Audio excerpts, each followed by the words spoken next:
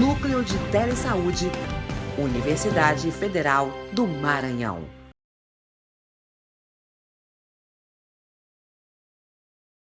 O objetivo aqui é falar sobre o manejo clínico, né, dessas meningites. Então, nós não nos ateremos aqui às questões mais epidemiológicas, distribuição de casos, impacto, ficaremos um pouco mais restritos nas abordagens mais práticas da doença.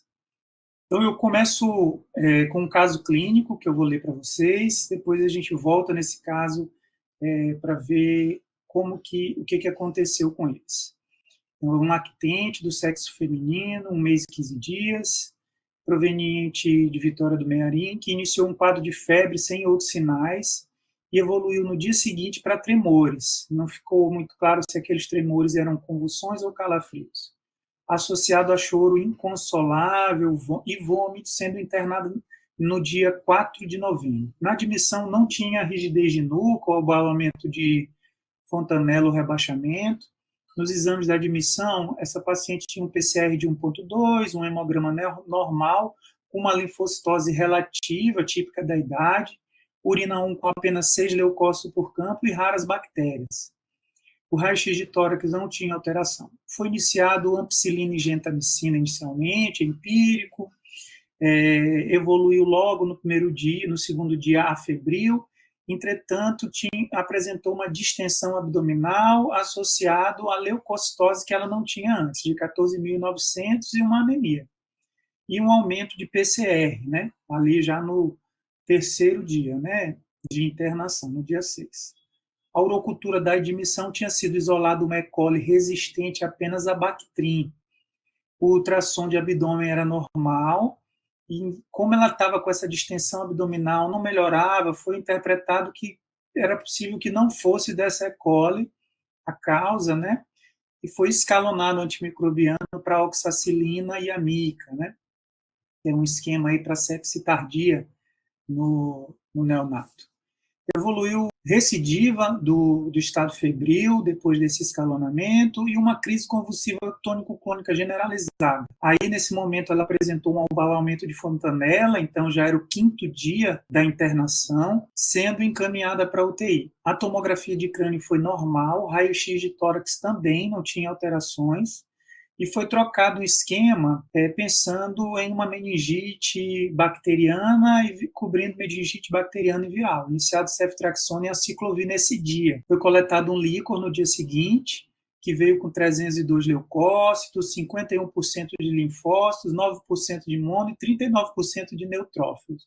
Era quase um meio a meio ali, né? 140 hemácias, proteína alterada de 138 e glicose baixa. Bacteroscopia, pesquisa de fungo e VDRL negativo. Teve uma melhora do quadro, com queda de PCR, entretanto persistia com estado subfebril diário e evoluindo com uma leucocitose de 21.000, com aumento no número absoluto de neutrófilos e hiperosinofilia. Nesse momento foi quando chamaram a infectologia para avaliar, tinha umas sorologias lá para IgG, para CMV, tóxico, rubéola, reagente.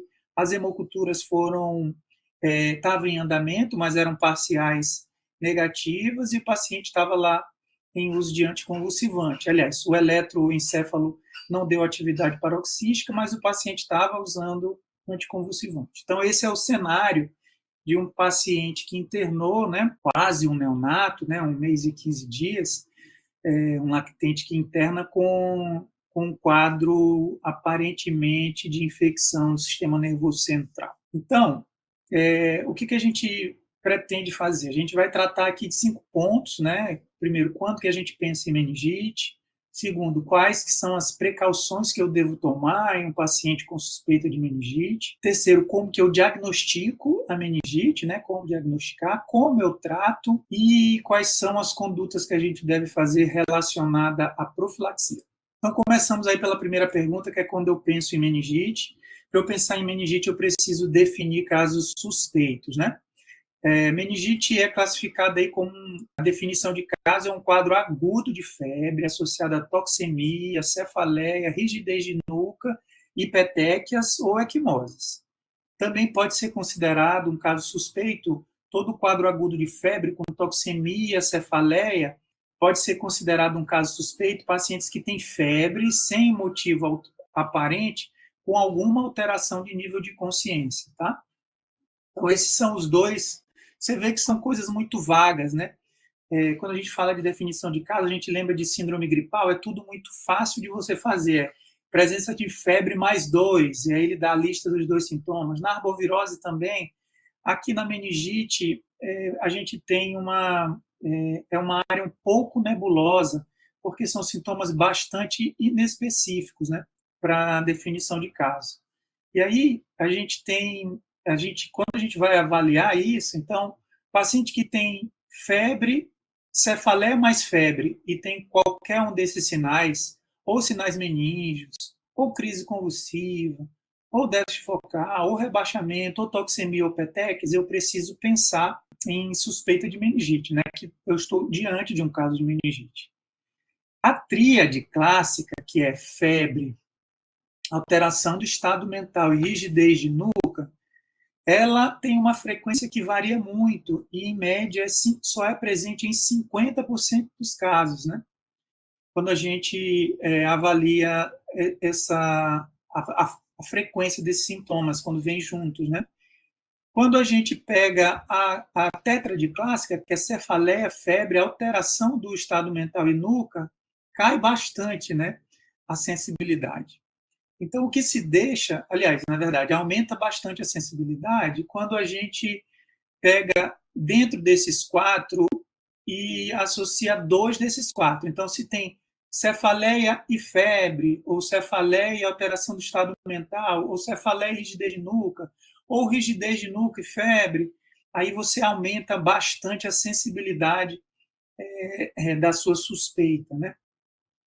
E uma outra pista clínica que a gente deixa é pacientes que se apresentam com febre e têm surgimento de petequias em menos de 24 horas do início da febre, eu preciso suspeitar de doença meningocócica e conduzi-la como tal, porque se ele estiver fazendo doença meningocócica, é com a forma mais grave dela, que é a meningococcemia, e as evoluções costumam ser muito rápidas e catastróficas quando a gente não estabelece as condutas de imediato. Então, aqui a gente já sabe quando que a gente deve pensar, né, em meningite. Quais as precauções que eu devo tomar? Geralmente, quando a gente fala de precauções, teve uma suspeita de meningite que a gente atendeu aqui na unidade tal.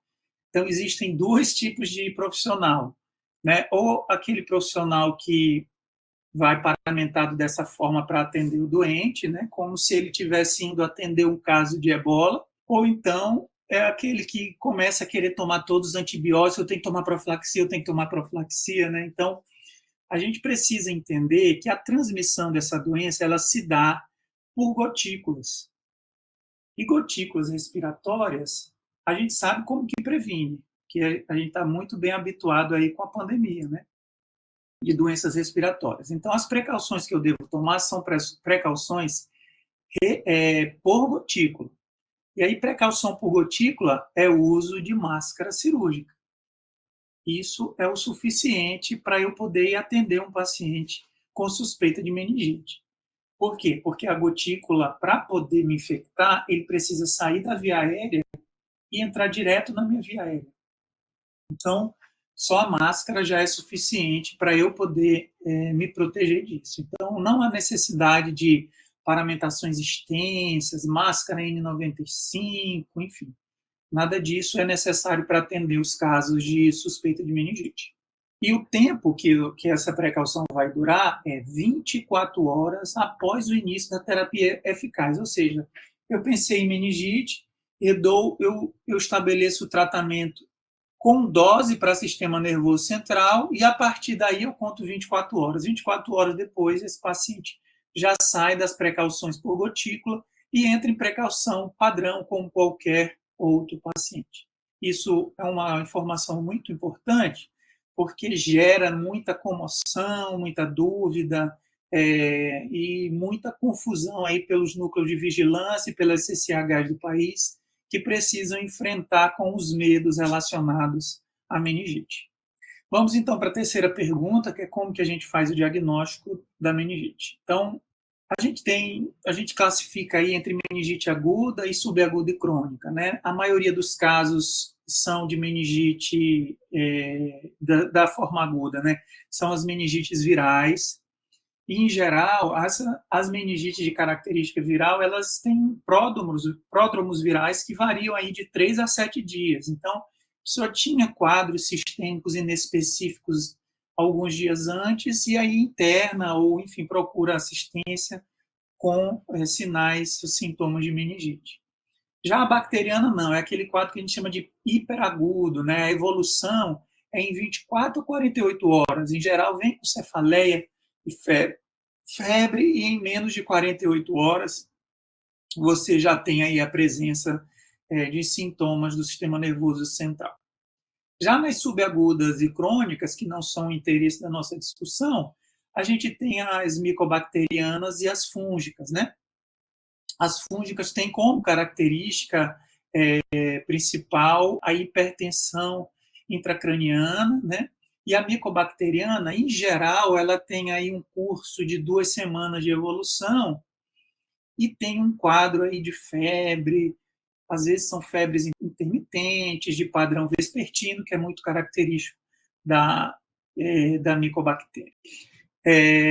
As meningites, elas estão entre as 10 principais causas de óbito por infecção, estão muito associados a déficits cognitivos, distúrbios neuropsicológicos e déficits focais em até 1/3 dos casos. Isso é o que a gente considera de sequela. Então, cerca de 1/3 dos pacientes podem ter sequelas após as meningites. Tem uma incidência que varia bastante, né? Nos países desenvolvidos, de 4 a 6 casos por 100 mil, e nos países em desenvolvimento, de 40 a 60 casos por 100 mil, e a mortalidade varia aí de 5 a 10% nos locais em que tem antimicrobiano disponível para tratar, né? A etiologia varia bastante, então, antes da vacinação para hemófilos influenza e pneumococo, 80% dos casos eram divididos entre hemófilos, estrépito e neisseria, né? 80% dos casos. Depois da introdução dessas duas vacinas, mais de 70% dos casos das meningites bacterianas, elas são por meningococo. E aí, mas temos ainda meningites comunitárias por Staphylo aureus, por Escherichia coli, por Streptogalacti e por Listeria.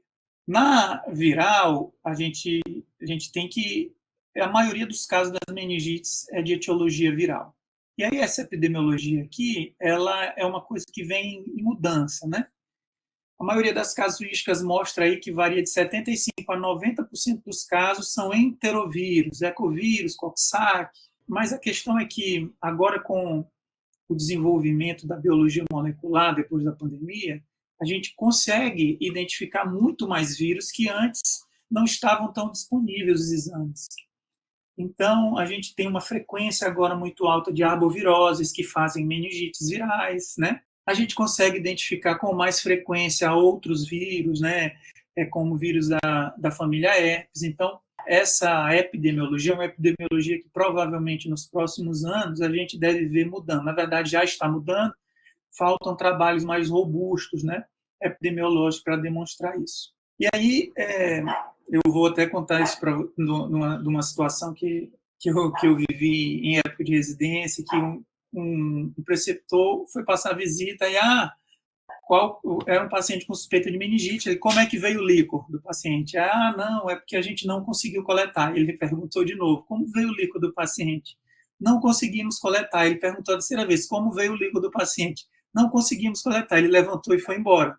Ele disse que ele se recusa a passar visita num paciente com suspeita de meningite dentro de um instituto especializado sem o paciente ter o líquor. E isso é só para ilustrar que é muito importante que esse exame seja realizado. E aí a gente sempre se pergunta, então, quem deve fazer esse líquor? O ideal é que o exame do líquor, que é um exame muito simples, ele deva ser praticado nas faculdades de medicina.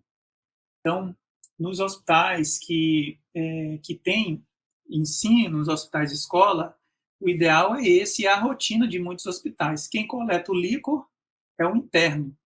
Para quê? Para que quando você vá trabalhar em pronto-socorro, você tenha habilidade para fazer isso. O que tem acontecido é que os internos acabam que têm feito cada vez menos procedimentos e acabam que saem para as portas, para o atendimento, se formam e não têm segurança para coletar.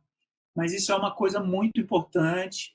Qualquer médico que atende urgência e emergência deveria estar apto para coletar.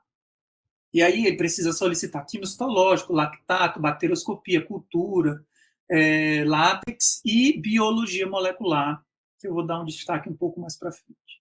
No sangue, tem que coletar hemoculturas e látex para bactérias. Tá?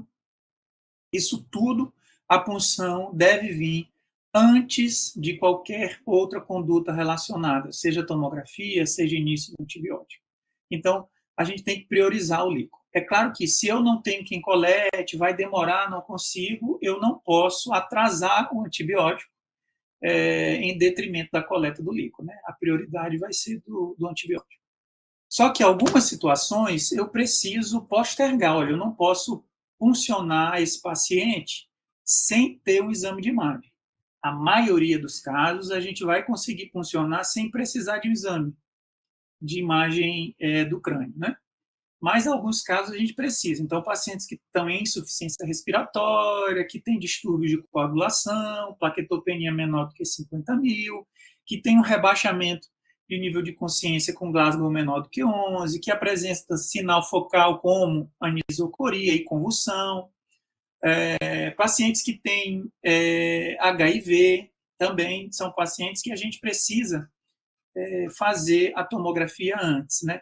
Que das duas, uma, ou ele tem um sinal de hipertensão intracraniana, que são esses sinais que a gente está demonstrando, ou o paciente é aquele paciente que faz hipertensão intracraniana assintomática ou oligossintomática, que são os imunossuprimidos, principalmente os que vivem com HIV e transplantados.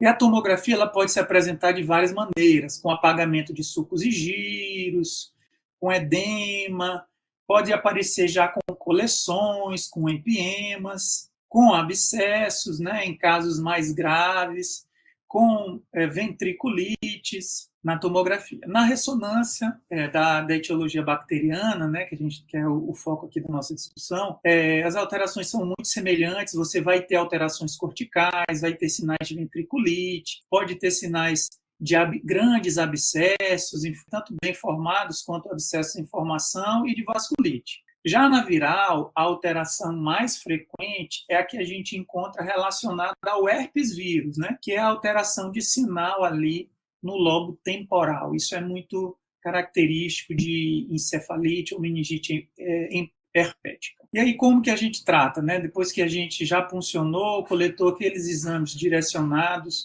como que eu vou tratar? Bom, o tratamento, isso é bem padronizado, né? Se é menor do que um mês, ampicilina mais cefotaxima, para a gente tratar os germes mais frequentes nesse período. Maior do que 2 meses, ceftriaxona. Adultos sem fator de risco, ceftriaxona.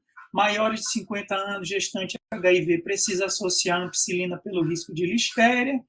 TCE, neurocirurgia ou válvula de derivação, a gente precisa cobrir germes hospitalares com vancomicina e ceftazidima. E o que eu deixo de mais importante aqui as doses precisam ser doses para sistema nervoso central.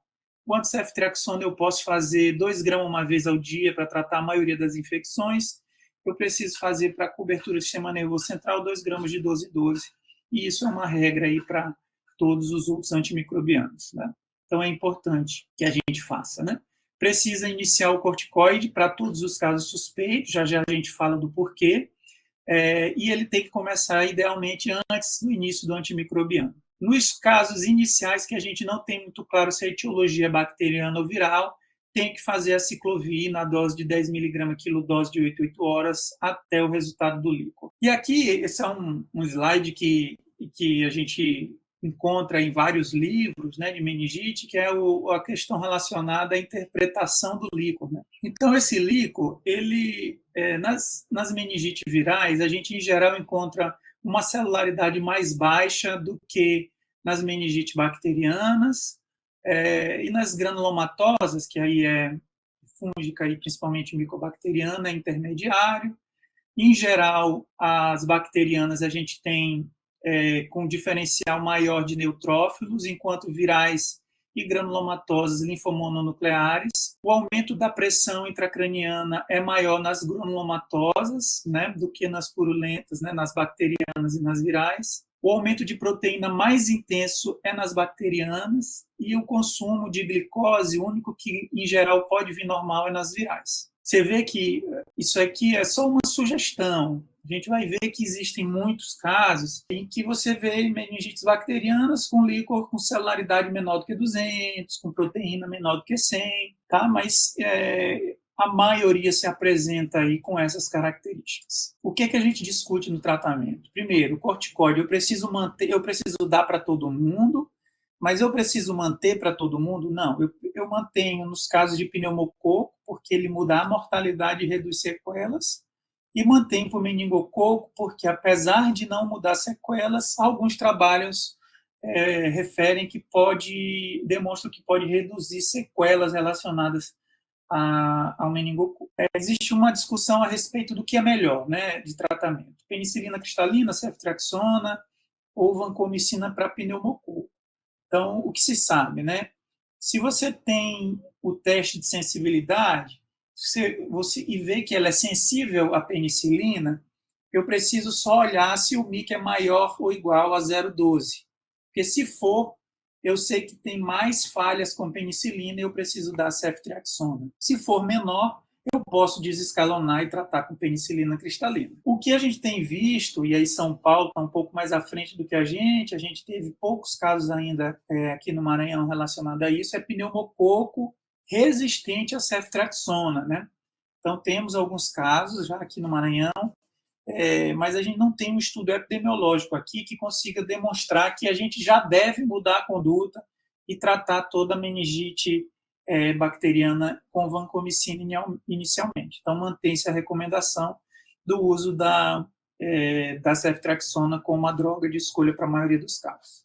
E a dúvida que fica, a listéria existe, né, meningite por listéria. O que acontece é que a gente tem o meio de cultura, ou a cultura, ela tem uma sensibilidade muito baixa, né, para a listéria. Então, por isso que a gente identifica pouco. Agora, com a quantidade de recursos em biologia molecular, é muito possível que a gente comece já a ver muito mais casos de listéria do que a gente via anteriormente, porque a sensibilidade é muito melhor. E a profilaxia, como que a gente faz? Então, primeiro, os objetivos da profilaxia é evitar o aparecimento de novos casos e também erradicar o estado de portador, né, assintomático daquela bactéria. Então, isso é imprescindível que eu tenha confirmação do caso com critério clínico, epidemiológico e laboratorial. Então, eu tenho que ter um quadro purpúrico toxêmico agudo, eu tenho que ter um contato direto e recente com outro caso confirmado, e eu tenho que ter um laboratório com isolamento microbiológico ou pelo menos com a bacterioscopia positiva. E aí, quem que deve receber, né? Que eu acho que isso é importante. Quimioprofilaxia está recomendada para os comunicantes próximos de um paciente com doença meningocócica ou por hemófilos, ou seja, só nessas duas situações, para pneumo não. Que tiveram contato com o caso até 10 dias antes do início dos sintomas e deve ser administrado até 48 horas após a suspeita. Isso é possível ser feito até 5 dias, né? Alargar essas 48 horas para até 5 dias. Então, quem que vai receber? Pessoas que moram no mesmo domicílio daquele caso confirmado, pessoas que compartilham o mesmo dormitório de instituições fechadas, quartéis, presídios. Então, instituições de longa permanência, de pessoas que compartilham o mesmo dormitório, profissionais de saúde que fizeram boca a boca, ou aspiração de secreção, ou IoT, ou RCP, sem máscara. Isso é importante, né? Porque o que acontece é que a gente vê assim, a CCH recebe os pedidos de profilaxia pós-exposição à meningite. Aí você vai ver, você tem uma lista lá de 15 pessoas que participaram da intubação, né? Primeiro que eu nunca vi intubação tão difícil quanto na meningite, né? Sempre tem muita gente dizendo que participou da intubação para poder tomar medicação. Então, as pessoas que fizeram qualquer procedimento, mas estavam de máscara, elas não precisam receber profilaxia, isso é importante. Essas pessoas que fizeram sem máscara, elas têm um risco de 1%, né, de adquirir o meningococo ou hemófilos e desenvolver a doença. Então, é um risco baixíssimo de você adoecer mesmo sem máscara. Tá? Então, é importante a gente lembrar quem não deve receber, né? Porque essa aqui fica a maior dúvida. Então, os contatos casuais, né? A pessoa não teve exposição às secreções do protegido, contatos indiretos. Eu tive uma pessoa que teve um contato de meningite e precisou tomar remédio. Eu também preciso? Não. Então, contato do contato não precisa. E esses profissionais de saúde, sem exposição direta, ou que tiveram alguma exposição direta, mas fizeram isso com máscara, né? Esses estão protegidos, não precisa receber profilaxia. E as drogas, isso é padronizado, tá? Eu não vou citar. O que a gente precisa lembrar é que a droga para Neisseria pode até ser a mesma que a da hemófilos, que é a rifampicina, mas a dose é diferente. Então, por isso que é muito importante que a gente tenha o isolamento do germe para a gente definir qual que vai ser a profilaxia. E o bloqueio vacinal, como que a gente faz? Ela está indicada aí nas situações em que há caracterização de surto de doença meningocócica, né? Então, surto é aquela ocorrência de casos além do que é esperado para a população ou determinado grupo de indivíduos em um período específico de tempo que atende aos critérios de surto comunitário ou institucionais. O surto comunitário é a ocorrência de 3 ou mais casos primários do mesmo sorogrupo, confirmado por critério laboratorial específico, em período inferior ou igual a 3 meses, em residentes da mesma área geográfica, que não sejam comunicantes entre si, resultando em uma taxa de ataque primária de mais de 10 casos por 100 mil. E o surto institucional é a ocorrência de 3 ou mais casos do mesmo sorogrupo, confirmado, enfim. Isso aqui é só para lembrar que a vacinação de bloqueio, a gente tem critérios muito específicos, e a definição ela precisa ser pactuada entre as 3 esferas da gestão, municipal, estadual e federal. Então, não é uma definição do serviço de saúde que atendeu, do profissional, é uma pactuação da gestão. Então, isso aqui é importante, porque também é uma coisa que gera, não vai dar vacina para todo mundo. Então, existe critério para isso e uma pactuação entre o serviço municipal, estadual e federal. Então, vamos voltar para encerrar aqui o nosso caso.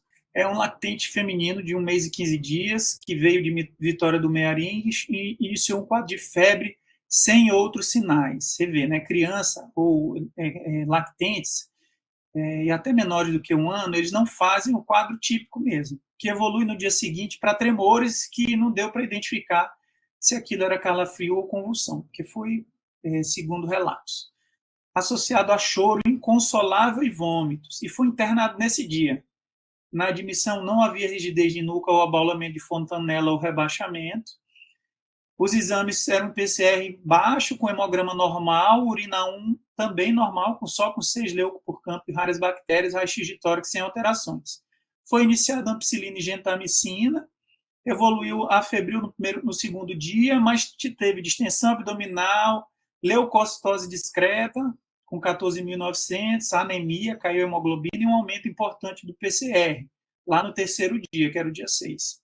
A urocultura teve uma E. coli resistente só a Bactrim. Só que como ele estava piorando, né, e ela era sensível à ampigenta, ficou pensando que será que não é alguma outra coisa? Então foi optado por escalonar para esquema de sepsis cardíaca com oxiamica, evoluiu com recidiva do estado subfebril e uma crise convulsiva, dessa vez presenciada, tônico-clônica generalizada, associada ao abaulamento de fontanela. Foi encaminhado para UTI. Tomografia de crânio veio normal, raio-x de tórax não tinha nada, foi trocado o esquema para ceftriaxona e associado à ciclovir nesse dia, porque ficou pensando, olha, pode ser uma meningite, né? Coletado o líquor no dia 9, ou seja, já tinha 5 dias de uso de antibiótico, com 302 leucócitos, só que o padrão era 51% de linfo e 9% de mono, então 60% linfomono, né? com predominância mais de linfomona e 39% de neutro, proteína 138 e glicose baixa. Bacterioscopia, pesquisa de fungo VDRL negativo.